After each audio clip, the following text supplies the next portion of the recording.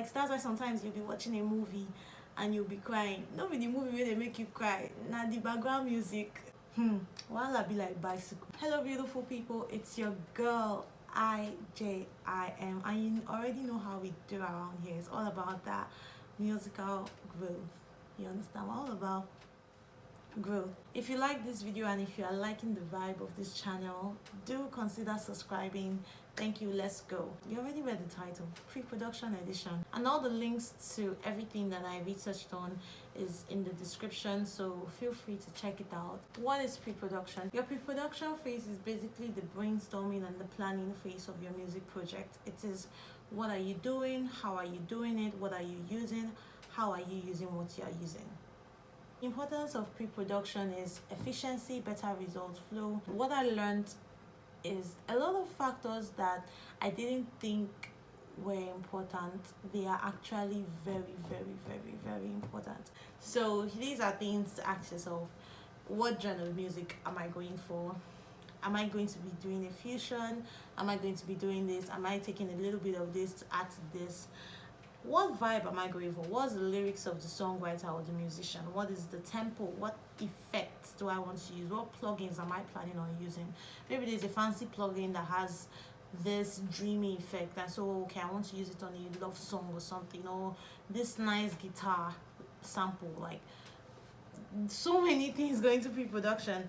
And I think for me, one of the major things I learned about the pre-production phase is tempo. It's not the rhythm, it's not the beat, it is actually the speed of the song. Funny how one thing I learned was that the tempo of the song can really depict the emotion of the song. Think about Celine Dion, My Heart to Go On, and think about Zazu.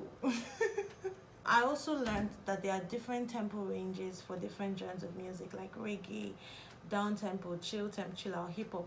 There are a lot of genres of music that I didn't even know about. Disclaimer, I am in no way, shape or form teaching. This is my journey.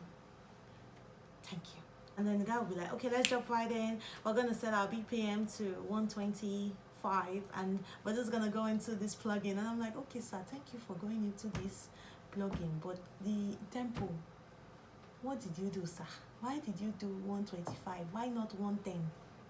I didn't understand. I did not understand that at all.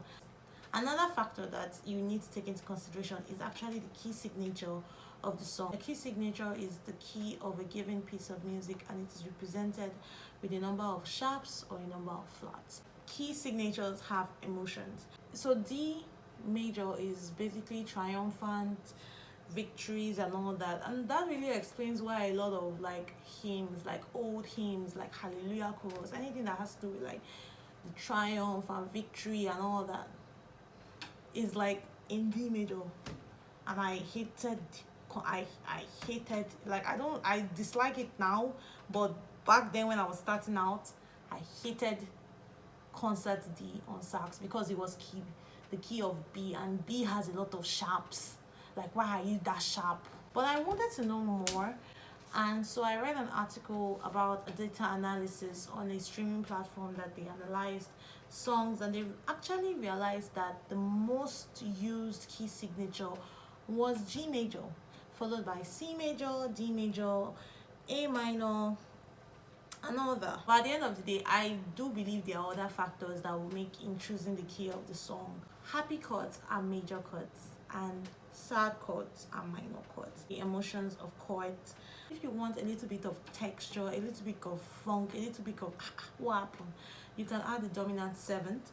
And beautiful chords, minor 7, floating chords, major 7, and all that, and they convey emotions. And this is something, like, as an instrumentalist, this is something that we do. So this is something that we do. You know, when you're just playing and you just go to the minor and you're like oof, and you know, you go to the minor, then you go back to the major and all that. These things convey emotions. The pre-production phase is just as important as the production phase. And who never F up, hands in the air? No hands. Because I will just go on FL Studio and I'll be like, okay, I want to make a song. You know, that, like, don't do that. What is the thing that makes your song special to you.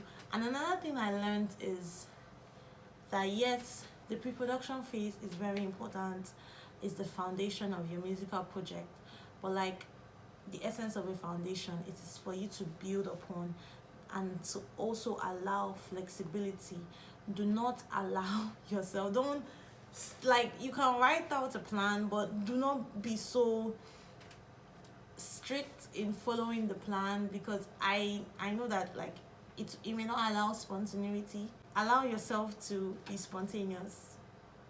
I don't know, that's all I have to say. If you have anything you would like to add, and another point, I would love to hear from you guys. Thank you so much for watching. Thank you so much for being a part of this video. And yeah, till the next video. Bye guys.